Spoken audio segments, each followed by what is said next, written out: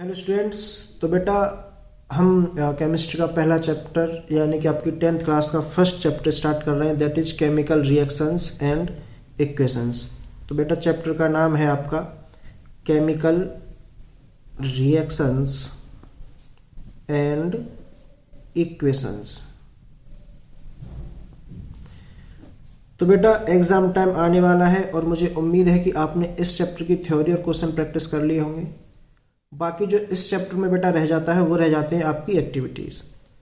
आजकल क्या है कि जितनी भी एमसीक्यू है बेटा वो सारे एमसीक्यू एक्टिविटी बेस्ड आ रहे हैं, तो इसलिए मेन इंपॉर्टेंट है कि आप जितने भी चैप्टर्स हैं साइंस में आपके, उन सारे चैप्टर्स की क्या कर लें, एक्टिविटी एक बार जरूर कर लें। तो बेटा मैं इस चैप्टर में जितनी भी एक्टिविटीज़ हैं 10 या 11 के आसपास एक्टिविटीज़ हैं, उन सबको यहाँ पे आपका उनका रिजल्ट क्या है, उनका ऑब्जर्वेशन क्या रहा है जब हम उन एक्टिविटीज़ को करेंगे, वो सब बताने वाला हूँ। तो बेटा ये रहने वाली टोटली एक्टिविटी बेस्ड वीडियो। इसमें से बेटा ये क्या है कि फर्स्ट चैप्टर है केमिकल रिएक्शंस एंड इक्वेशंस। तो केमिस्ट्री के जितने भी चैप्टर्स हैं आपको उन सब की रिएक्शंस लिखनी आनी चाहिए, बैलेंस्ड रिएक्शन होनी चाहिए। तो उसका क्या है कि ये जो वीडियोज़ है आगे वाले चैप्टर्स में भी यूज़ होने वाली है। तो इस वीडियो को आज आप कंप्लीट देखें।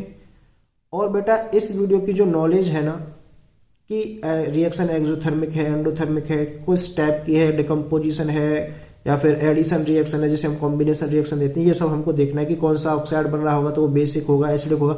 यानी आगे के जो चैप्टर्स है उन चैप्टर से भी ये वीडियो क्या है, लिंक रहने वाली है। तो बेटा सबसे पहले बात करते हैं बेटा किसकी, एक्टिविटी 1.1 की।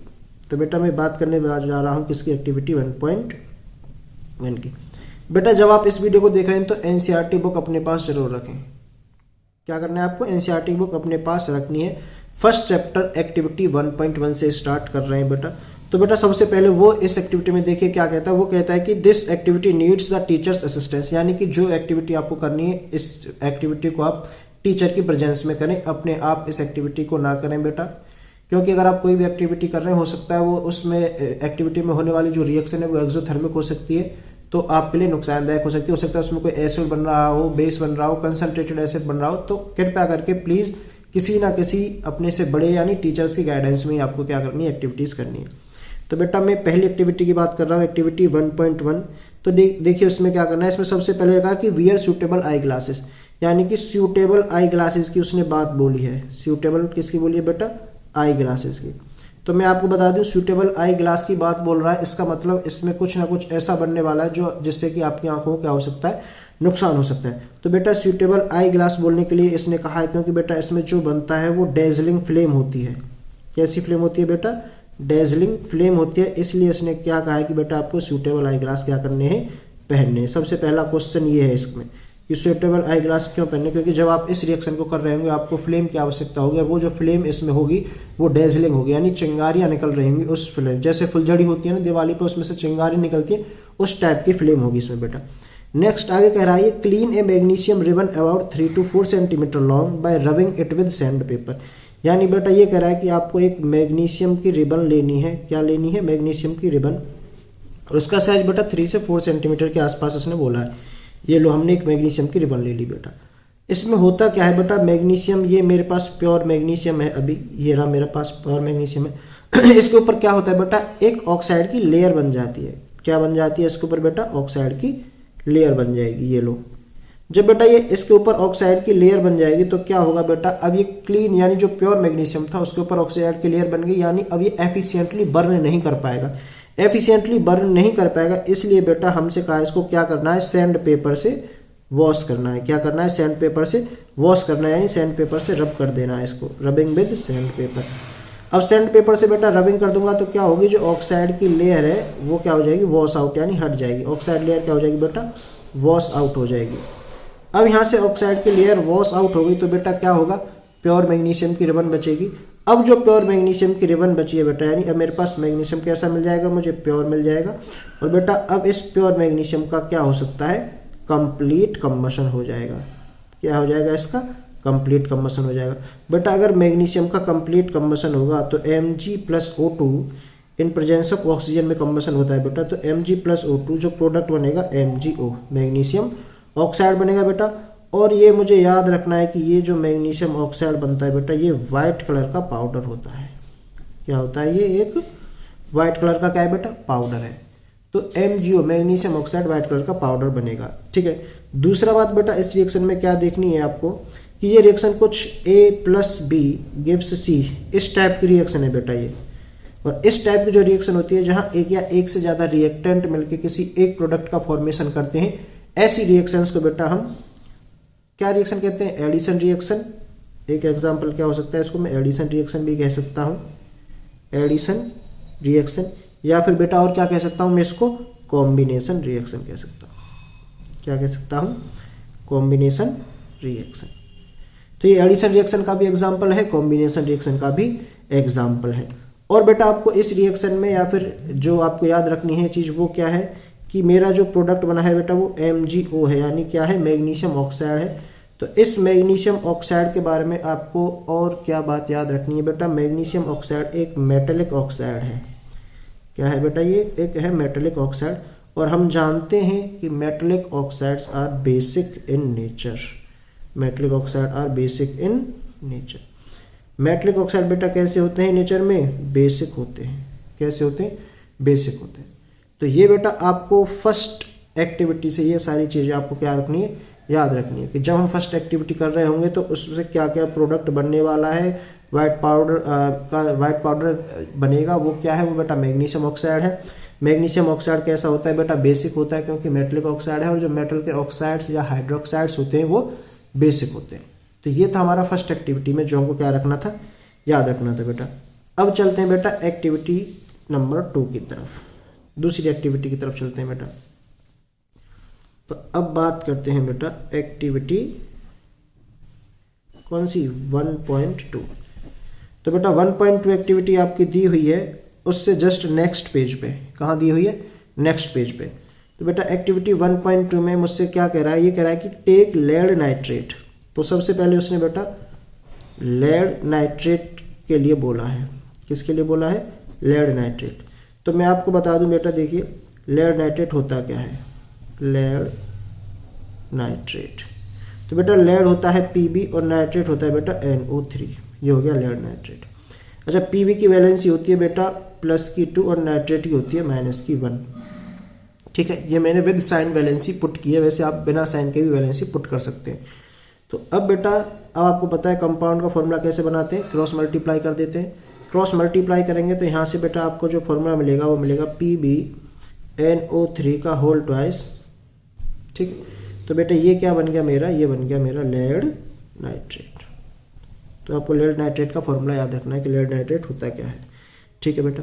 फिर वो आगे कह रहा है इसी एक्टिविटी में कि लेड नाइट्रेट लेनी है, ठीक है।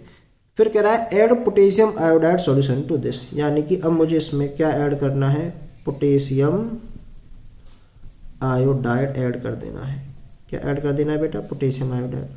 पोटेशियम आयोडाइड बेटा आपका पोटेशियम होता है K, आयोडाइड होता है I, KI। दोनों की वैलेंसी 1 होती है, तो इस वजह से जो फॉर्मूला आ जाता है वो आ जाता है KI। तो ये है आपका बेटा क्या, potassium iodide, that is KI हो गया। अब क्या करा है, इन दोनों को मुझे क्या करना है, मिलाना है। तो बेटा PbNO3 का होल ट्वाइस प्लस KI को मैंने मिला दिया बेटा। तो Pb पे बेटा प्लस चार्ज होगा, NO3 पे नेगेटिव चार्ज होगा, इधर K पे प्लस चार्ज होगा, उधर I पे क्या होगा, नेगेटिव चार्ज होगा। तो अब इसमें क्या होगा, Pb जो है बेटा वो I के साथ रिएक्ट कर लेगा और NO3 जो है बेटा वो सॉरी K के साथ रिएक्ट कर लेगा।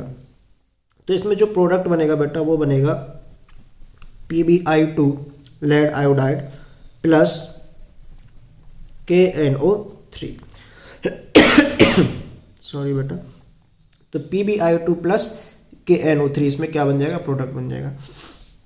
तो PbI2 कैसे बनेगा, देखिए Pb की वैलेंसी होती है 2, आयोडीन की वैलेंसी होती है बेटा 1, क्रॉस मल्टीप्लाई करेंगे तो यहाँ से क्या बनेगा, PbI2। ऐसे करके बेटा लेड आयोडाइड बन जाता है, यानी कि PbI2 बन जाता है। अब ये जो PbI2 है इसके लिए आपको याद रखना है, दिस PbI2 इज ये बेटा येलो कलर PPT। ये क्या है, ये एक येलो कलर का PPT होता है। एक इंपॉर्टेंट बात है इसके लिए कि इस वाली रिएक्शन में जो चीज़ आपको याद रखनी है वो ये है कि PbI2 क्या है, येलो कलर का PPT है। और बेटा PPT कैसा होता है, PPT वो होता है जो वाटर में कैसा हो, इनसॉल्यूबल हो। कैसा हो बेटा, वाटर में इनसॉल्युबल हो। आपको इसमें दिख रहा होगा बेटा ये एक तरीके की डबल डिस्प्लेसमेंट टाइप की रिएक्शन है, यानी इस वाले ने इस के को हटाया खुद चला गया और इस के ने इस पी को हटाया वो खुद यहाँ पे आके जुड़ गया, यानी दोनों रिएक्टेंट्सों में क्या हो रहा है, डिस्प्लेसमेंट हो रहा है। इस वजह से ये एक डबल डिस्प्लेसमेंट टाइप की रिएक्शन है। किस टाइप की है बेटा, डबल डिस्प्लेसमेंट टाइप की रिएक्शन है। This is A double displacement reaction. और आपको बेटा क्या याद रखना है, इसमें पीपीटी फॉर्मेशन हो रहा है तो ये एक तरीके से प्रेसिपिटेशन रिएक्शन भी है। ये एक तरीके से कैसी है, प्रेसिपिटेशन रिएक्शन भी है। तो ये तीन चीजें आपको इस रिएक्शन के बारे में क्या रखनी है भैया, याद रखनी है कि PbNO3 का होल ट्वाइस प्लस KI को जब आपस में मिलाया जाएगा बेटा तो PbI2 यानी कि लेड आयोडाइड, इसका नाम है बेटा लेड आयोडाइड बनेगा। और ये जो लेड आयोडाइड है ये कैसे कलर का होता है, येलो कलर का होता है। इसका क्या बन जाता है, PPT यानी प्रेसिपिटेट बन जाता है। PPT का मतलब है बेटा प्रेसिपिटेट, प्रेसिपिटेट बन जाता है। प्रेसिपिटेट एक तरीके का सॉलिड प्रोडक्ट है इस रिएक्शन के केस में। ये क्या है, यानी वाटर में इनसॉल्युबल है, यानी जो भी सॉल्यूशन आपका बना है उसमें ये नीचे की तरफ बैठ जाएगा। इसलिए बेटा अगर किसी रिएक्शन में प्रेसिपिटेट बन रहा है तो उसके लिए नीचे की तरफ एरो दिखा देते हैं, उसके लिए क्या बना देते हैं, नीचे की तरफ एरो की। ये PPT है, क्या होगा, ये नीचे की तरफ बैठ जाएगा। ठीक है, अब बेटा चलते हैं नेक्स्ट एक्टिविटी की तरफ, यानी एक्टिविटी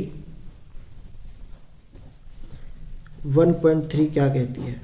तो बेटा देखते हैं एक्टिविटी 1.3 क्या कह रही है। एक्टिविटी 1.3 कह रही है कि take a few zinc granules in a conical flask और ए टेस्ट ट्यूब। हमसे उसने कहा है कि जिंक ग्रेन्यूल्स लेने हैं बेटा, क्या लेने हैं, जिंक ग्रेन्यूल। ग्रेन्यूल मतलब जिंक के छोटे छोटे टुकड़े लेने हैं जिंक के। तो बेटा मैं क्या करूँगा, जिंक के मैंने छोटे छोटे टुकड़े ले लिए। फिर वो कह रहा है कि इन्हें कॉनिकल फ्लास्क और टेस्ट ट्यूब। इनको बेटा या तो कॉनिकल फ्लास्क में ले सकते हैं, कॉनिकल फ्लास्क में ले लो, या फिर किस में ले लो, टेस्ट ट्यूब में ले लो, आपकी मर्जी है, किसी में भी ले लो जिंक के छोटे छोटे टुकड़े। फिर आगे कह रहा है ऐड डाइल्यूट हाइड्रोक्लोरिक एसिड और sulphuric acid to this reaction, to this यानी जिंक। इस जिंक में या तो आप डाइल्यूट HCl ऐड कर सकते हैं या फिर H2SO4 ऐड कर सकते हैं। तो ये हमारे ऊपर है, मैं दोनों ऐड कर रहा हूँ। मैं ऐड कर रहा हूँ बेटा डाइल्यूट HCl जिंक में। तो देखिए क्या होगा बेटा, जिंक में जब HCl ऐड किया जाएगा तो बेटा यहाँ से मिलेगा ZnCl2 प्लस H2, यानी यहाँ पे ZnCl2 बन जाएगा, जिंक क्लोराइड बनेगा और H2 बेटा गैस है, ये क्या होगी, निकल जाएगी। अगली बार में वो कह रहा है कि या तो आप बेटा जिंक के साथ क्या यूज करो, H2SO4 करो, सल्फ्यूरिक एसिड यूज करो। तो इसमें भी बेटा क्या होगा, यहाँ पे जिंक सल्फेट बन जाएगा ZnSO4 प्लस H2। फिर दोबारा से क्या होगी बेटा, हाइड्रोजन गैस रिलीज हो जाएगी। तो ये रिएक्शन है आपको जो इस एक्टिविटी में हो रही है, जो आपको याद रखनी है। लेकिन बेटा आगे और क्या कह रहा है वो देखिए, वो कह रहा है कि handle the acid with care. Acid को क्या करना है, केयर यानी सावधानी पूर्वक आपको टेस्ट ट्यूब में डालना है। ठीक है, आगे कह रहा है do you observe anything happening around the zinc granules, यानी जो जिंक ग्रेन्यूल्स आपने टेस्ट ट्यूब में डाले हैं, जैसे ही आप उसके अंदर किसी एसिड को डालोगे तो क्या उसमें कुछ चेंजेस आएंगे। तो बेटा उसमें से क्या है कि जैसे जिंक ग्रेन्यूल को आप किसी एसिड के अंदर डाल देंगे तो उसमें से हाइड्रोजन गैस क्या होगी, बनना स्टार्ट हो जाएगी। अब जब हाइड्रोजन गैस ऊपर की तरफ निकलेगी तो उन हाइड्रोजन की गैस की निकलने की वजह से बेटा ऐसे लगेगा जैसे जिंक ग्रेन्यूल्स क्या कर रहे हैं, मूवमेंट कर रहे हैं एक तरीके से। ठीक है, तो वहाँ पे वाइब्रेशन टाइप का हमको लगेगा देखने में। ठीक है बेटा, आगे है कि टच द कॉनिकल फ्लास्क और test tube, is there any change in its temperature, कि आप कॉनिकल फ्लास्क को टच करें, क्या उसके टेम्परेचर में कुछ चेंज आता है, तो आता है। इसमें क्या होता है, इसमें जो है टेम्परेचर, बाबू इसमें टेम्परेचर क्या होगा, इंक्रीज कर जाएगा। टेम्परेचर क्या होगा, इंक्रीज कर जाएगा। टेम्परेचर इंक्रीज कर रहा है तो बेटा ये एक तरीके से कैसी रिएक्शन हो गई, ये एक तरीके से एक्सोथर्मिक टाइप की रिएक्शन है। कैसी रिएक्शन है, एक तरीके से एक्सोथर्मिक टाइप की रिएक्शन है। इस रिएक्शन को अगर मैं बेटा नॉर्मल वे में लिख के बताऊं कि ये रिएक्शन किस टाइप की रिएक्शन है, तो बेटा जिंक एक मेटल है।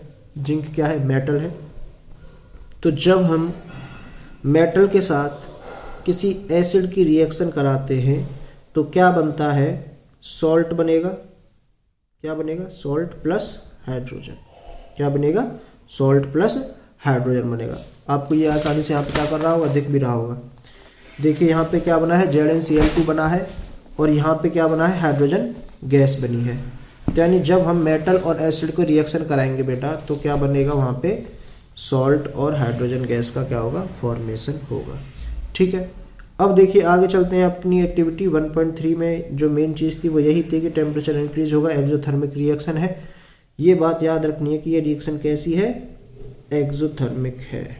कैसी रिएक्शन है ये, एक्सोथर्मिक रिएक्शन है। दूसरी बात बेटा, हाइड्रोजन गैस बर्न निकल रही है। कैसे पता चलेगा कि जो निकलने वाली गैस है वो हाइड्रोजन है, तो हाइड्रोजन गैस की बेटा खास बात होती है कि जब ये बर्न करती है, this gas always burn with pop sound, always burn with pop sound, कि ये गैस हमेशा पॉप साउंड के साथ क्या करेगी, बर्न करेगी।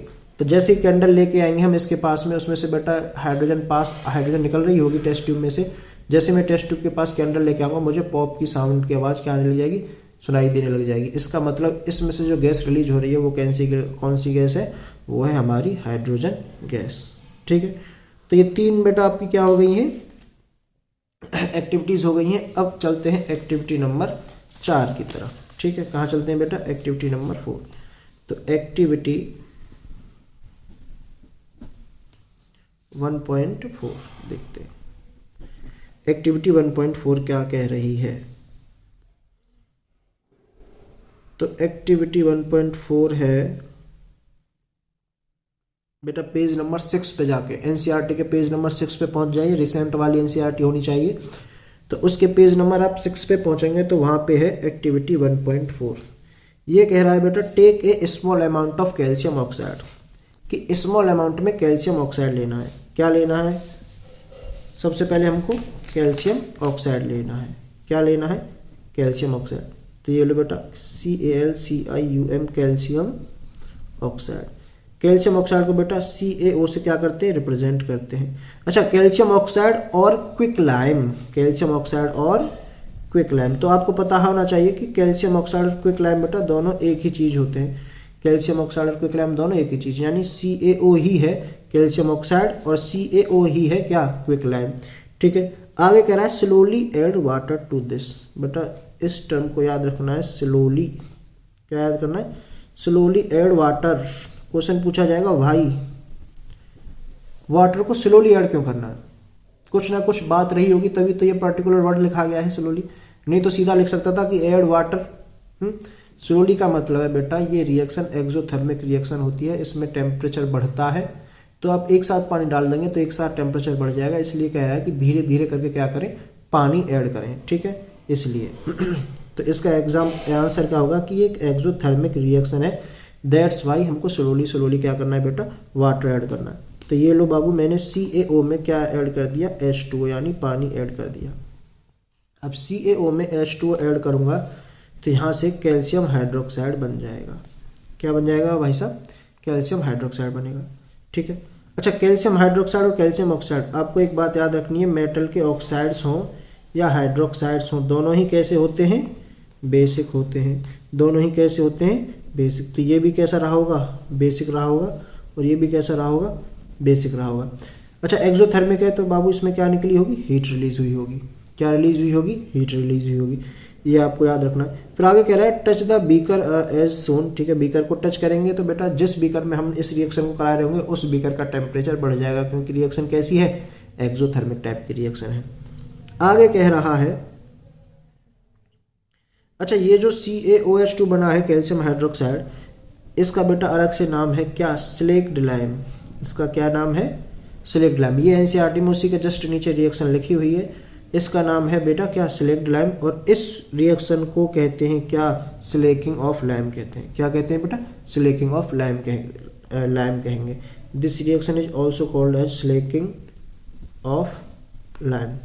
कौन सी रिएक्शन, ये वाली रिएक्शन की हम बात कर रहे हैं। ठीक है, अब देखिए मेरे पास है कैल्शियम हाइड्रोक्साइड CaOH2। अच्छा ये वही है जिससे आप अपनी दीवारों पे पुताई करते हैं, वही है ये स्लेक्ड लाइम। कैल्शियम हाइड्रोक्साइड है बेटा, जब आपने इससे पुताई कर दी अपने, ठीक है, पेंटिंग कर दी, तो बेटा एनवायरनमेंट में क्या है, कार्बन डाइऑक्साइड है।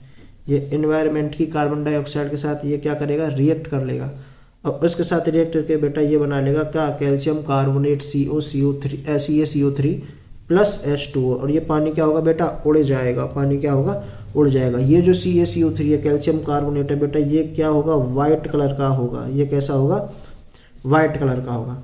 और बेटा वाइट कलर का होता है और यही है जो शाइनी सरफेस प्रोवाइड कराता है। शाइनी क्या कराता है, शाइनी सरफेस देता है, चमकदार सरफेस हो जाती है। वाइट पुट्टी कराते होंगे आप, तो उसमें यही होता है बेटा, क्या होता है, यही होता है। तो जो शाइनिंग आती है दीवारों के ऊपर, वो बेटा कैल्शियम कार्बोनेट के फॉर्मेशन की वजह से आती है। और इसमें 2 से 3 दिन का टाइम लग जाता है, क्योंकि वो कैल्शियम हाइड्रोक्साइड पहले रिएक्ट करेगा किसके साथ, कार्बन डाइऑक्साइड के साथ, फिर कैल्शियम कार्बोनेट बनेगा और बेटा धीरे धीरे करके उसमें क्या होता है, पानी क्या होता है, एवोपरेट हो जाता है। तो 2-3 दिन बाद हमको क्या कहते हैं, एकदम वाइट कलर आ जाता है और शाइनी सरफेस हमको दिखाई देने लग जाती है। ठीक है, ये भी रिएक्शन भी बेटा एनसीईआरटी में दी हुई है, एनसीईआरटी की ही रिएक्शन है ये सारी की सारी। बेटा नेक्स्ट चलते हैं एक्टिविटी 1.5 की तरफ। अब चल रहे हैं कहाँ, एक्टिविटी 1.5 कि एक्टिविटी 1.5 क्या कहती है। देखिए एक्टिविटी 1.5 की बात करें तो कह रहा है take about 2 gram ferrous sulphate crystal, 2 gram ferrous sulphate crystals, ferrous sulphate. तो मैं बता दूं बेटा, फेरस में आयरन के लिए आपने 2 वर्ड सुने होंगे, एक फेरस सुना होगा, एक फेरिक सुना होगा। तो जहां भी फेरस सुने, FERROUS बेटा, वहां पे समझ जाए इसके ऊपर चार्ज है +2, और जहां भी बेटा फेरिक सुने वहां समझ जाए इसके ऊपर चार्ज है +3। तो यहाँ पे टर्म यूज किया गया है बेटा फेरस, तो इसका मतलब यहाँ पे चार्ज क्या है, इस पे +2। तो Fe फेरस हो गया, आयरन के लिए यहाँ पे चार्ज +2 लेना है, और बेटा सल्फेट पे -2 होता है। इसका क्रॉस मल्टीप्लाई करेंगे तो यहाँ से जो फॉर्मूला बनेगा इसका, वो बनेगा FeSO4। क्या बनेगा, FeSO4 बनेगा। तो बेटा ये फेरस सल्फेट है। मैं आपको बता दूं फेरस सल्फेट 2 तरीके से हमको नेचर में मिल सकता है। फेरस सल्फेट अभी यहाँ पे बेटा ये एनहाइड्रस कंडीशन में है। कैसी कंडीशन में है, एनहाइड्रस, मतलब अभी इसमें वाटर ऑफ क्रिस्टलाइजेशन नहीं है। बाकी अगर इसमें देखा जाए तो बेटा वाटर ऑफ क्रिस्टलाइजेशन होता है, और ये होता है FeSO4.7H2O, FeSO4.7H2O। ये बेटा हाइड्रेटेड सॉल्ट हो गया, मैं एक तरीके से क्या कह सकता हूँ, ये हाइड्रेटेड हो गया। और बेटा इसका जो कलर होता है वो पेल ग्रीन टाइप का होता है। कैसा होता है, पेल ग्रीन टाइप का होता है। इतनी बात आपको अभी तक याद रखनी है। अब नेक्स्ट पॉइंट पे चलते हैं। ये कह रहा है name the colour of the ferrous sulphate crystal. तो बेटा मैंने बता दिया पेल ग्रीन या फिर ग्रीन टाइप से। आप पेल ग्रीन हो सकता है बेटा, लाइट ग्रीन हो सकता है आप इसको आपको याद रखना है। फिर आगे कह रहा है वो कि नेम द कलर, ठीक है, नेम हो गया। हीट द बॉइलिंग, अब इसको बेटा हीट करना है। तो मैं FeSO4.7H2O को हीट कर रहा हूँ। बेटा ये जो मैंने साइन बनाया हीट करने का साइन है। मैं अगर इससे हीट कर रहा हूँ तो सबसे पहले इसमें बेटा FeSO4 और 7H2O क्या हो जाएंगे, अलग अलग हो जाएंगे। अच्छा ये जो H2O लगे हुए हैं बेटा, इनको वाटर ऑफ क्रिस्टलाइजेशन कहते हैं, और FeSO4 के केस में 7 वाटर ऑफ क्रिस्टलाइजेशन है। कितने वाटर क्रिस्टलाइजेशन के, 7 है। ठीक है, तो ये हो जाएगा। अब बेटा अगर मैं इसे फर्दर और हीट करता रहूँ तो FeSO4 को फर्दर हीट करूँगा तो बेटा एक्टिविटी के जस्ट नीचे ही ये रिएक्शन दी हुई है, मेरा बनेगा Fe2O3 + SO2 + SO3। ठीक है, अब आपको जो इसमें याद रखना है बेटा, ये तो है आपका फेरिक ऑक्साइड। क्या है, फेरिक ऑक्साइड। अच्छा मैं इसको फेरिक क्यों कह रहा हूँ, क्योंकि ये बना कैसे होगा, इसमें Fe की जो वैलेंसी है वो +3 रही होगी और ऑक्सीजन की बेटा 2 होती है। ऐसे करके क्रॉस मल्टीप्लाई क्या होगा तो मेरा Fe2O3 बन जाएगा। तो Fe की इसमें जो वैलेंसी है वो +3 है, और मैंने यहाँ पे बताया था अगर वैलेंसी Fe की +3 हो जाए तो उसे क्या कहते हैं, फेरिक कहते हैं। इस वजह से बेटा इसका नाम क्या रखा गया है, फेरिक ऑक्साइड रखा गया है। क्या रखा गया है, इस वजह से इसका नाम फेरिक ऑक्साइड है। ठीक है, और बेटा सल्फर डाइऑक्साइड और सल्फर ट्राइऑक्साइड ये दोनों गैसें हैं। ये दोनों क्या हैं, गैसेस हैं।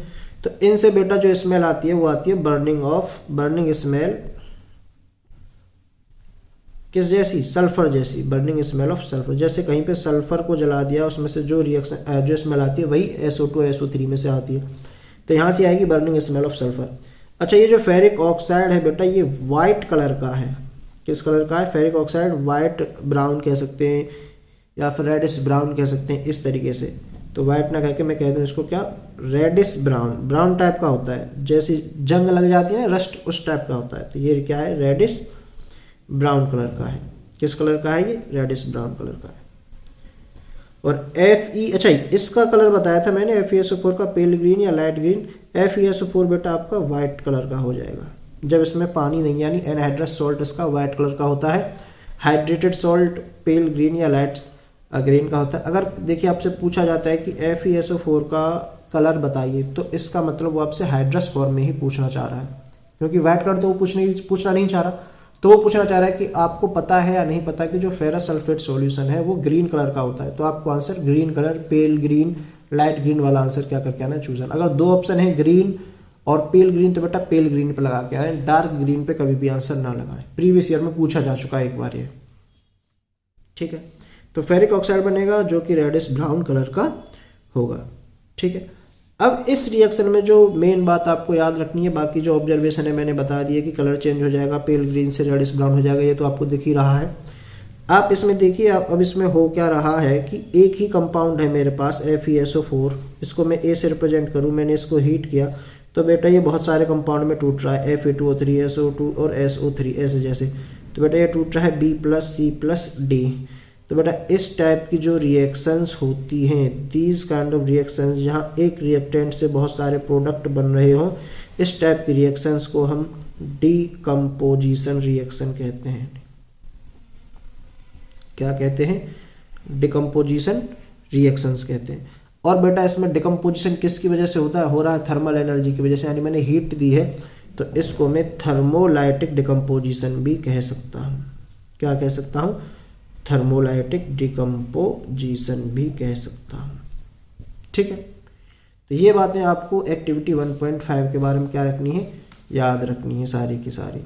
फेरस सल्फेट का फॉर्मूला क्या होता है, इसका कलर कैसा होता है। फेरस सल्फेट दो फॉर्म में मिलेगा, एनहाइड्रस, एन का मतलब एब्सेंट, हाइड्रस का मतलब वाटर मॉलिक्यूल। तो ये वो मॉलिक्यूल है जिसमें अभी क्या नहीं है, वाटर मॉलिक्यूल नहीं है, इस वजह से इसका नाम एनहाइड्रस है।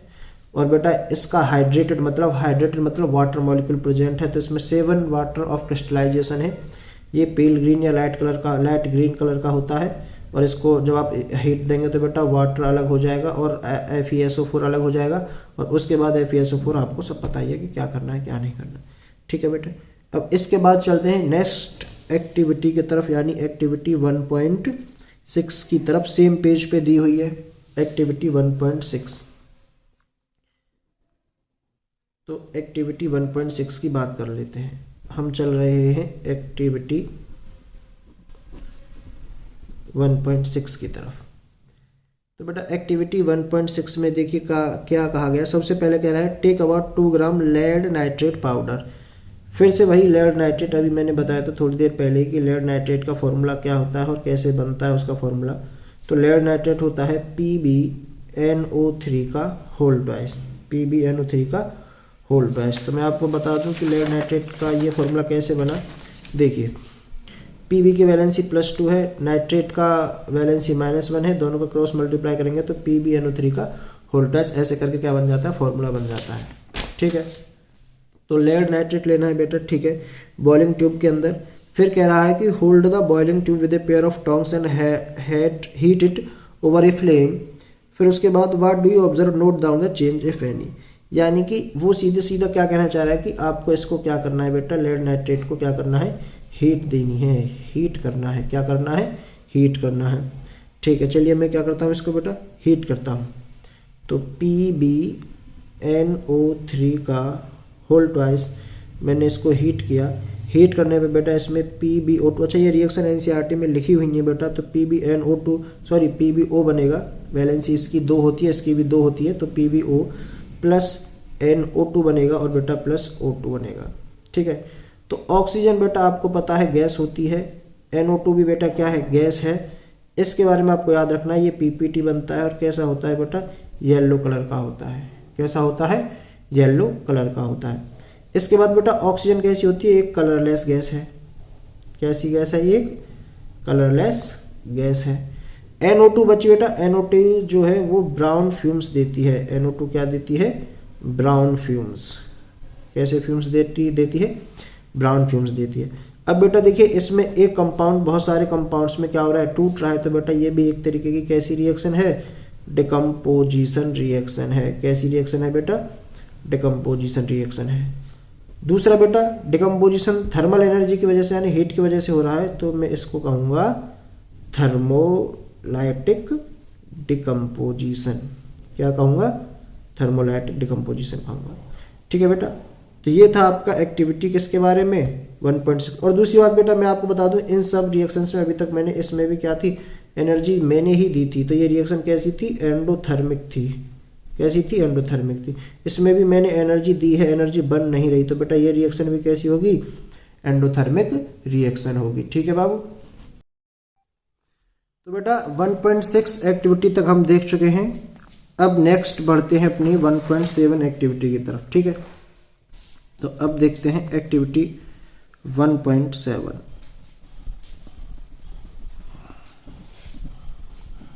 एक्टिविटी 1.7, आई होप कि आप सभी के पास अपनी एनसीईआरटी की बुक होगी, जिससे कि आप उसमें डायग्राम देखते चलें कि एक्टिविटी 1.7 क्या कह रही है। तो बेटा 1.7 में एक बहुत बड़ी सी एक्टिविटी है, देखने में लग रही होगी बहुत ही खतरनाक है, लेकिन बहुत ईजी एक्टिविटी है। इसमें कह रहा है कि बेटा take a plastic mug, drill 2 holes at its base and fit rubber stoppers in these holes. कि एक प्लास्टिक मग लेना है आपको और उसमें क्या करना है? 2 होल करने हैं, और उन 2 होल्स में बेटा आपको क्या करना है? रबर स्टॉपर्स लगा देने हैं, जिससे कि जो भी सॉल्यूशन आप लें उसके अंदर वो क्या हो, वो सॉल्यूशन बाहर ना निकले। और क्या करना है बेटा? उसमें आपको 2 इलेक्ट्रोड लगा देने, एक 6 वोल्ट की बैटरी से। मैं आपको एक रफ डायग्राम बनाने की कोशिश करता हूं, जो इसमें समझाया गया है कि बेटा यहाँ पे 2 होल बना देने हैं। ये रहे आपके 2 होल, इस टाइप से आपको 2 होल बना देने हैं बेटा। और यहाँ पे आपको एक इलेक्ट्रोड लगा देनी है, एक इलेक्ट्रोड इधर लगेगी, एक इलेक्ट्रोड यहाँ पे लगेगी। और इन दोनों इलेक्ट्रोड में से बेटा क्या लगाने हैं? हमको वायर निकालना है। एक वायर यहाँ से निकालना है, और इन दोनों वायरों को बेटा एक बैटरी के साथ क्या कर देना है? हमको कनेक्ट कर देना है। तो ये क्या हो गई आपकी? ये एक तरीके से आपकी V फॉर वोल्टेज यानी पोटेंशियल, यानी कि ये आपकी बैटरी हो गई।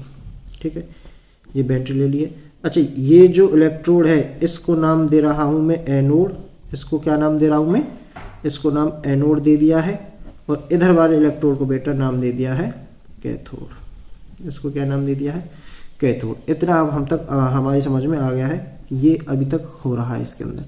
अब आगे देखिए, आगे क्या है? आगे कह रहा है कि fill the mug with water such that the electrodes are immersed. इसमें क्या करना है? पानी भर लेना है मुझे, और पानी ऐसे भरना है जैसे कि जो इलेक्ट्रोड्स है वो क्या हो जाए? इमर्ज हो जाए। तो यानी कि मुझे सबसे पहले क्या लेना है? इसमें H2O मैंने ले लिया है, पानी ले लिया है। उसके बाद कह रहा है take 2 test tube filled with water and invert them over the 2 carbon electrodes. अब मुझे 2 टेस्ट ट्यूब लेनी है और उन दोनों टेस्ट ट्यूब को इन्वर्ट यानी उल्टा करके रख देना है इन दोनों इलेक्ट्रोड के ऊपर। तो ये मैंने 2 टेस्ट ट्यूब ली है और इन दोनों टेस्ट ट्यूब को मैंने क्या किया? उल्टा करके इन दोनों इलेक्ट्रोड के ऊपर क्या कर दिया? रख दिया है। उसके बाद कह रहा है कि switch on the current and leave the pressure receive will observe the formation of bubbles. और फिर कह रहा है कि बेटा few drops of dilute sulphuric acid. और क्या कह रहा है? इसमें क्या डालना है? डाइल्यूट सल्फ्यूरिक एसिड डालना है। तो क्वेश्चन पूछा जाता है कि सल्फ्यूरिक एसिड का इस्तेमाल करने के लिए क्यों कहा गया है? तो बेटा उसके पीछे का रीजन सुनो। ठीक है, जब मैं इसमें डाइल्यूट H2SO4 लूंगा तो ये जो डाइल्यूट H2SO4 यानी जो सल्फ्यूरिक एसिड है ये क्या करेगा बेटा? ये एक्ट करेगा, this will acts as an electrolyte. ये एक इलेक्ट्रोलाइट की तरह क्या करेगा? एक्ट करेगा। इलेक्ट्रोलाइट की तरह एक्ट करेगा मतलब आयंस में ब्रेक हो जाएगा। ये क्या होगा? आयंस में ब्रेक हो जाएगा। आयंस में ब्रेक होगा तो बेटा, और हमको पता है करंट के मूवमेंट के लिए यानी इलेक्ट्रिसिटी के मूवमेंट के लिए आयंस का होना बहुत जरूरी है। तो ये क्या करेगा? एक तरीके से कंडक्टिंग पाथ फॉलो करेगा, यानी इन्हीं आयंस की वजह से इलेक्ट्रिसिटी पास करेगी। तो H2SO4 क्या करेगा? अपने आप को आयंस में ब्रेक कर लेगा। कैसे करके बेटा? ये हो जाएगा 2H प्लस SO4 2-। ऐसे करके इसका क्या हो जाएगा? आयनाइजेशन हो जाएगा। अब इस सॉल्यूशन में आयनाइजेशन का काम कौन कर रहा है? H2SO4।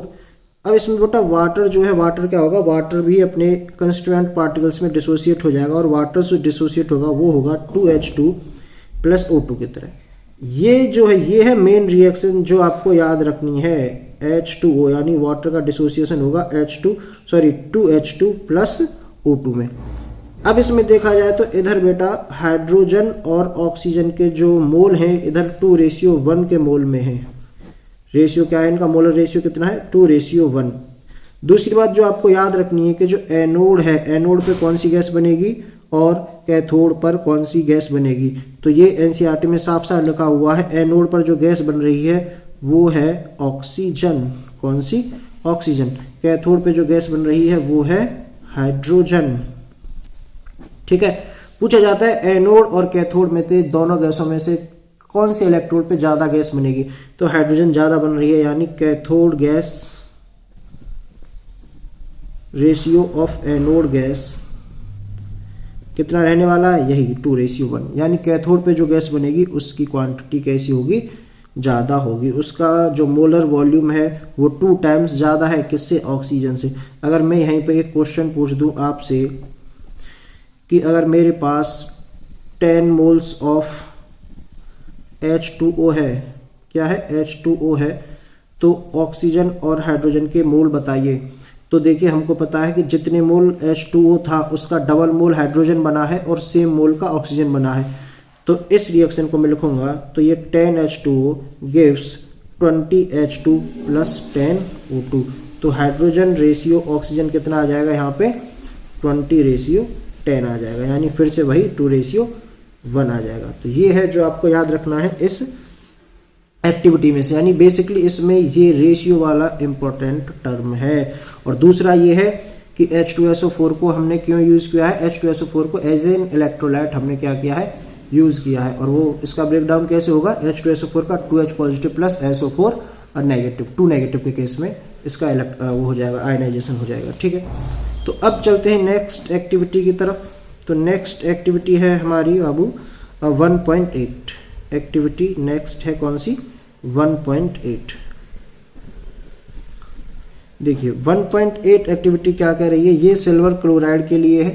कौन सी एक्टिविटी? 1.8 में सिल्वर क्लोराइड के लिए कह रहा है कि take 2 gram of silver chloride. तो 2 ग्राम सिल्वर क्लोराइड लेने की बात कह रहा है।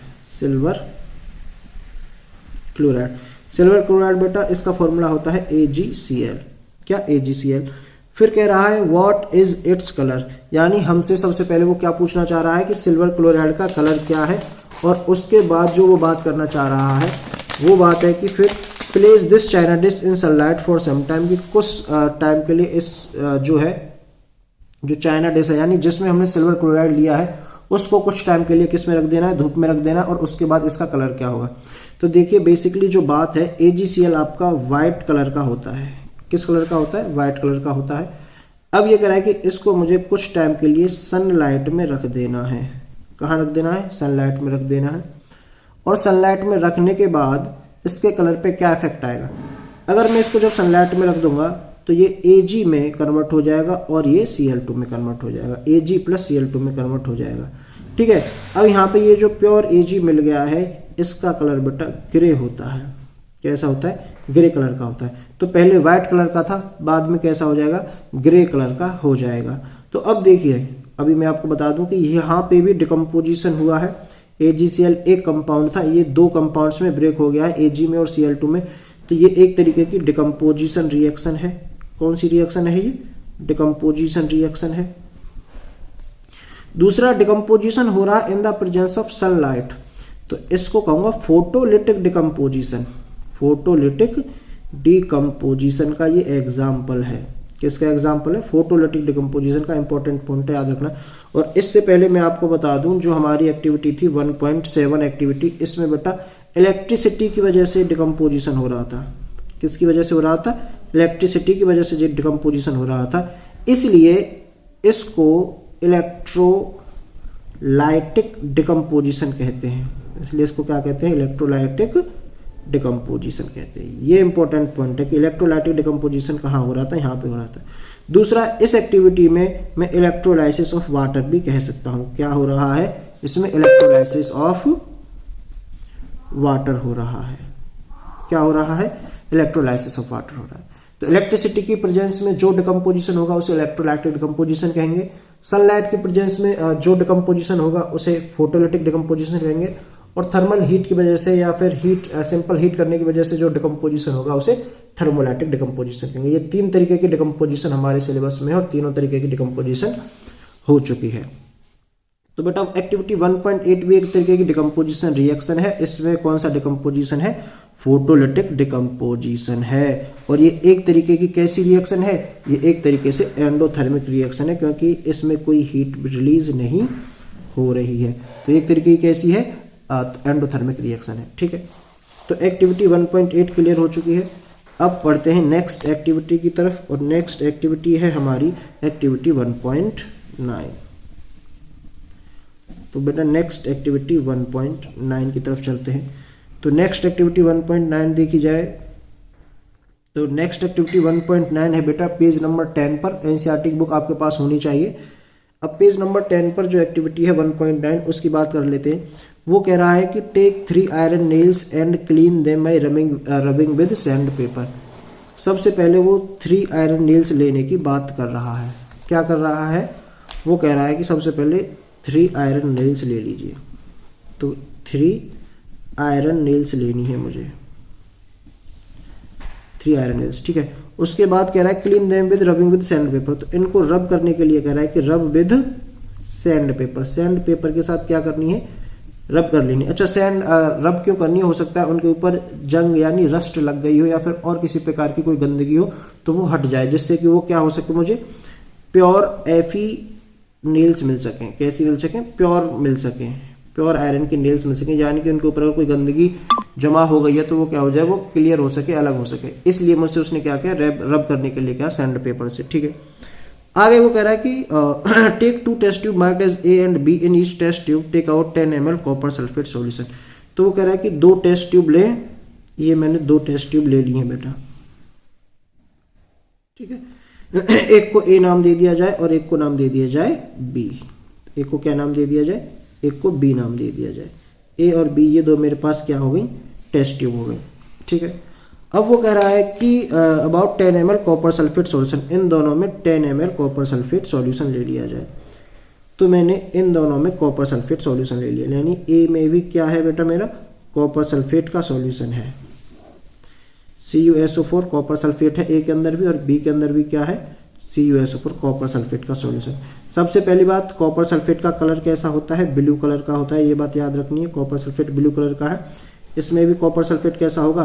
ब्लू कलर का ही होगा। ठीक है, आगे कह रहा है tie 2 iron nails with a thread and immerse them carefully in the copper sulphate solution in test tube B for about 20 minutes. वो कह रहा है कि जो 2 आयरन नेल है, उन 2 आयरन नेल को बेटा आपको बी के कॉपर सल्फेट सॉल्यूशन में क्या करना है? डिप कर देना है। ये 2 आयरन नेल मैंने क्या कर दी?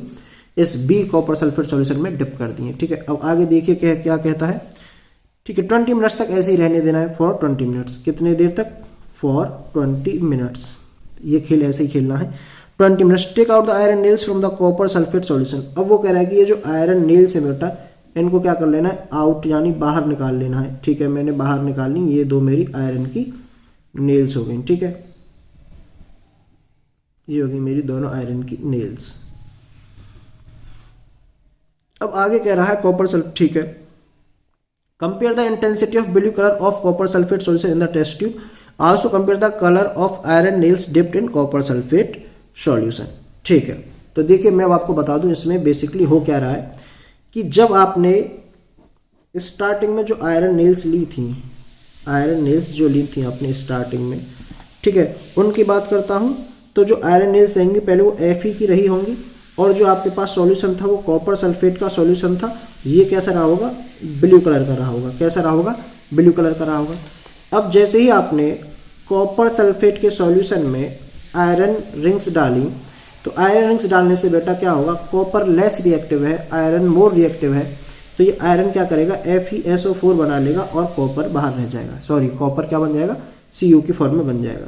अब आपको पता है कॉपर सल्फेट तो ब्लू कलर का होता है, और मैंने भी बताया था FeSO4 फेरस सल्फेट बेटा कैसा होता है? ये ग्रीन कलर का होता है। कैसा होता है? ग्रीन कलर का होता है। तो इस वाली रिएक्शन में, इस वाली टेस्ट ट्यूब बी जो टेस्ट ट्यूब है, इसमें जब आपने आयरन नेल्स डाली होंगी तो एक तो इसमें कॉपर बन गया होगा, कॉपर बना होगा, और दूसरा इसमें आयरन रिएक्ट कर गया होगा कॉपर सल्फेट के साथ, यानी FeSO4 भी बन रहा होगा। अगर इसमें FeSO4 बन रहा होगा तो यानी इसमें ग्रीन कलर आ रहा होगा, यानी इसका ब्लू कलर कम हो गया होगा और इसमें थोड़ा बहुत ग्रीन कलर क्या हो जाएगा? हमको देखने को मिल जाएगा। ठीक है, पहली बात तो ये हो जाएगी कि इसका ब्लू कलर क्या हो जाएगा, जो ब्लू कलर है वो क्या हो जाएगा इसका बेटा, डिक्रीज होने लगेगा। क्या हो जाएगा, डिक्रीज होने लगेगा। बी की बात कर रहा हूँ मैं। और इसमें जो है ग्रीन कलर है वो क्या होने लगेगा, बढ़ने लगेगा। क्यों, क्योंकि इसमें FeSO4 बन गया होगा। दूसरा इसमें बेटा FeSO4 तो बन गया होगा, लेकिन ऐसा भी तो होगा जो आयरन नेल्स हैं उनके ऊपर कॉपर थोड़ा बहुत जम गया होगा, और जो कॉपर होता है वो होता है आपका ब्राउन कलर का। किस कलर का, ब्राउन कलर का होता है। तो जो आयरन नेल्स आपने बाहर निकाली हैं, ये वाली, ये और ये वाली, तो दो वो हैं जो आपने इसके अंदर डिप की थी। एक आयरन नेल वो होगी जो हमने कहा है ना 3 लेनी है। तो 3 क्यों लेनी है, क्योंकि जो तीसरी वाली है उसको इन दो के साथ आप क्या करा सकें, कंपेयर करा सकें। और इन दोनों के साथ कंपेयर कराने से आपको पता चलेगा कि ये जो 2 आयरन नेल्स आपने डिप की थी ये थोड़ी सी आपको ब्राउन कलर में दिखाई दे रही हैं। कैसे कलर में दिखाई दे रही हैं, ब्राउन कलर में दिखाई दे रही हैं। तो ये थी बेसिकली एक्टिविटी। ये मेरे हिसाब से अभी तक की सबसे इंपॉर्टेंट एक्टिविटी थी। वैसे ये एक तरीके से देखे जाए तो क्या है, ये एक डिस्प्लेसमेंट रिएक्शन का एग्जाम्पल है। कैसी रिएक्शन का एग्जाम्पल है बेटा, डिस्प्लेसमेंट रिएक्शन का एग्जाम्पल है। इसमें क्या होता है, FeCO को क्या कर देता है, डिस्प्लेस कर देता है। ये रही आपकी एक्टिविटी 1.9। 3 आयरन नेल्स लेनी थी, सैंड पेपर के साथ रब करना था। अच्छा, ये वाला सॉल्यूशन का कुछ यूज नहीं हुआ बेटा। ये वाले सॉल्यूशन का जो कलर है और इस वाले सॉल्यूशन का जो कलर है वो कंपैरिजन करने के लिए हमने यूज किया है कि बाद में कैसा रह गया, स्टार्टिंग में कैसा लिया था। ये 3 नेल भी इसीलिए ली थी कि ये 2 का कलर हम इस तीसरी वाली नेल के साथ क्या कर सके, कंपैरिजन कर सकें। तो ये होता है बेसिकली इस एक्टिविटी में। तो ये थी एक्टिविटी 1.9। अभी आपकी 2 एक्टिविटीज और बची हैं, एक्टिविटी 1.10 और एक्टिविटी 1.11। तो अगर मैं देखूं एक्टिविटी की बात की जाए, अब एक्टिविटी है हमारी, दिस इज एक्टिविटी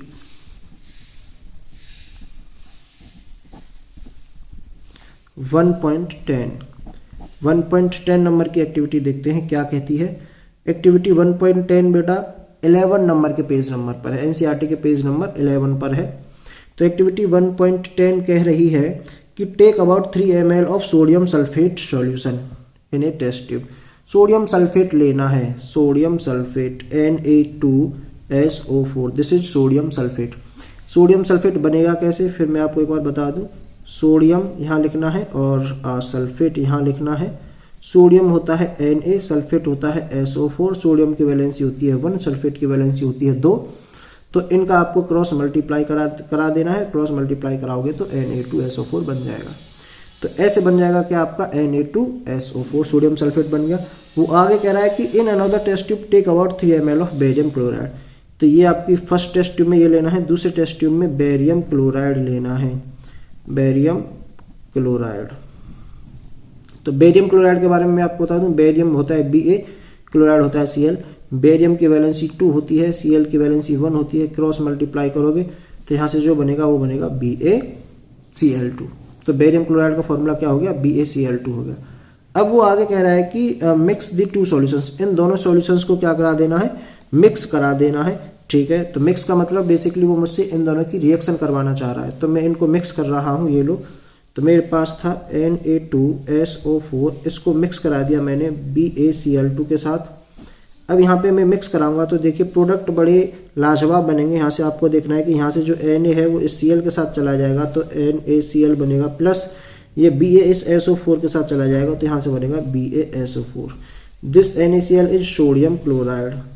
ये क्या है, सोडियम क्लोराइड बन जाएगा। और BaSO4 क्या है, बेरियम सल्फेट। ये क्या है, बेरियम सल्फेट बनेगा। आगे कह रहा है व्हाट डू यू ऑब्जर्व, कि आप यहाँ से क्या ऑब्जर्व करते हैं। तो BaSO4 सॉलिड फॉर्म में होता है, सॉलिड फॉर्म में होता है तो एक तरीके से किसकी तरह काम करेगा, PPT की तरह काम करेगा। किसकी तरह काम करेगा, PPT की तरह। और बेटा इसका जो कलर है वो है वाइट कलर। कैसा कलर है इसका, वाइट कलर। ये आपको याद रखना है कि जब हम इन दोनों को एक सॉल्यूशन में मिलाएंगे तो उसमें हमें PPT मिलेगा। वो PPT किसका होता है, बेरियम सल्फेट PPT की फॉर्म में हमको मिलता है। इसका कलर कैसा होता है, वाइट कलर का होता है। ठीक है, अच्छा इसमें आपको देखिए मेरे हिसाब से Na2 ने Ba को हटाया और Ba ने इस SO4 को हटा दिया। तो आप देख रहे होंगे ये एक डबल डिस्प्लेसमेंट रिएक्शन है। कैसी है ये, डबल डिस्प्लेसमेंट रिएक्शन है। डबल डिस्प्लेसमेंट रिएक्शन, यानी Na रिएक्ट कर रहा है Cl के साथ और Ba रिएक्ट कर रहा है SO4 के साथ। तो ये कैसी रिएक्शन हो गई, एक डबल डिस्प्लेसमेंट टाइप की रिएक्शन हो गई। ये थी आपकी एक्टिविटी 1.10 यानी कि एक्टिविटी नंबर 10। अब चलते हैं इसकी एक्टिविटी लास्ट पर यानी कि एक्टिविटी 1.11। देखिए वो क्या कहती है, वो कहती है कि 1 ग्राम कॉपर पाउडर लेना है और उसको क्या करना है बेटा, हीट करना है। अब उसको हीट करेंगे तो हमको क्या मिलेगा, ये है बेसिक सा सवाल। देखिए heat a China dish containing 1 gram of copper powder. इसकी जो रिएक्शन है वो एक्टिविटी के नीचे ही लिखी हुई है, तो कृपया करके आप वहां से देख लें। तो अब चलते हैं हम, एक्टिविटी 1.10 हो गई। अब चल रहे हैं एक्टिविटी 1.11 यानी कि 1.11 लास्ट एक्टिविटी है इस चैप्टर की। सो ये लास्ट एक्टिविटी है। आई होप कि अभी तक ये वीडियो आपको पसंद आई होगी और आपके लिए बहुत ही यूजफुल रहने वाली है बेटा। और मुझे उम्मीद है कि आपने स्टार्टिंग से लेकर अंत तक पूरी वीडियो देखी है। बाकी और चैप्टर्स की वीडियोस भी मैं भी बनाने वाला हूं। तो एक्टिविटी 1.11 लास्ट एक्टिविटी है। इसमें कह रहा है कि heat A China dish containing about 1 gram copper powder. तो 1 ग्राम कॉपर पाउडर लेना है मुझे और इसको क्या करना है, हीट करना है। अगर मैं इस 1 ग्राम कॉपर पाउडर को हीट करूंगा तो देखिए रिएक्शन कैसे होगी, Cu लेना है प्लस O2 हीट कर देना है मुझे इसको, तो बेटा CuO बन जाएगा। क्या बन जाएगा, CuO बन जाएगा। अगर इसको बैलेंस करूं तो यहाँ 2Cu लिख देंगे और यहाँ पे 2CuO हो जाएगा। ये बन गया 2CuO। ठीक है, ये वाला जो कॉपर है ये ब्राउन कलर का होता है। ये मुझे याद रखना है कि प्योर कॉपर जो कैसे कलर का होता है, ब्राउन कलर का होता है। और कॉपर ऑक्साइड यानी कॉपर के ऊपर ऑक्साइड की लेयर जम जाएगी तो ये ब्लैकिश कलर का हो जाएगा। कैसा हो जाएगा, ब्लैकिश कलर का हो जाता है। ये आपको याद रखना है। और आप देखें तो इस कॉपर में ऑक्सीजन का एडिशन हो रहा है, ऐड हो रही है, तो ये एक तरीके से ऑक्सीडेशन रिएक्शन भी है। क्या है, ये एक तरीके से ऑक्सीडेशन रिएक्शन है और ये एक तरीके से कॉम्बिनेशन रिएक्शन भी है। ठीक है, अच्छा एनर्जी मैं दे रहा हूं तो ये एंडोथर्मिक रिएक्शन भी है। कैसी रिएक्शन है, एंडोथर्मिक रिएक्शन है। कॉपर एक मेटल है, ये मेटल का ऑक्साइड बना है। अगर मेटल का ऑक्साइड है तो कैसा रहा होगा, बेसिक रहा होगा। तो ये वो चीजें हैं जो तुमको क्या करनी है, याद रखनी है। अच्छा अगर इसका ऑक्सीडेशन हो रहा है तो मैं क्या करूं, इसका रिडक्शन भी करा सकता हूं कि CuO यानी कॉपर ऑक्साइड को अगर मैं हाइड्रोजन के साथ रिएक्ट करा दूं तो मुझे प्योर कॉपर फिर से मिल जाएगा और इसमें से वाटर क्या हो जाएगा, रिमूव हो जाएगा। ये आपको पता है ब्लैक कलर का है और ये जो कॉपर मिलेगा दोबारा से कैसा हो जाएगा, ब्राउन कलर का हो जाएगा। इसमें हाइड्रोजन ऐड हुई है और ऑक्सीजन का रिमूवल हुआ है। तो ये रिएक्शन कैसी है, रिडक्शन प्रोसेस है। ये प्रोसेस कैसी हो गई, ये रिडक्शन प्रोसेस हो गई। ठीक है, तो ये था आपकी एक्टिविटीज के बारे में। जितनी भी एक्टिविटी है बेटा फर्स्ट चैप्टर की हम कंप्लीट कर चुके हैं। आई होप कि आपको ये वीडियो पसंद आई होगी। ऐसे ही मैं सारे चैप्टर्स की वीडियो बनाऊंगा, यानी एक्टिविटी बेस्ड जितनी भी एक्टिविटीज़ हैं NCERT में उन सारी वीडियोज़ को, उन सारी एक्टिविटीज़ को मैं दिखाने वाला हूं। जो जो पॉसिबल है उनको मैं करा के भी दिखा दूंगा। लेकिन अभी एग्जाम टाइम में बहुत कम टाइम बचा है, तो इसलिए मेरा मानना है कि आप जितनी जल्दी इन वीडियोज़ को देख सकते हैं देख लें और जो रिजल्ट है उन रिजल्ट को या ऑब्जर्वेशन को याद करने की कोशिश करें, क्योंकि MCQ मोस्टली एक्टिविटी बेस्ड ही आने वाले हैं। बच्चे क्या करते हैं, थ्योरी पढ़ के चले जाते हैं, जो क्वेश्चन प्रैक्टिस करके भी चले जाते हैं, लेकिन जो रह जाता है बेटा वो रह जाती है तुम्हारी एक्टिविटी बेस्ड क्वेश्चंस या प्रॉब्लम्स। तो क्वेश्चंस इस पे पिछले ईयर्स में, प्रीवियस ईयर्स में पूछे गए हैं। आप क्वेश्चन प्रैक्टिस करें एक्टिविटी बेस्ड, आपको अपने आप पता चल जाएगा कि कैसे कैसे क्वेश्चंस इसमें पूछे गए हैं। ठीक है, तो नेक्स्ट वीडियो में मिलते हैं। नेक्स्ट वीडियो आपके सेकंड चैप्टर की रहेगी। ठीक है गाइस।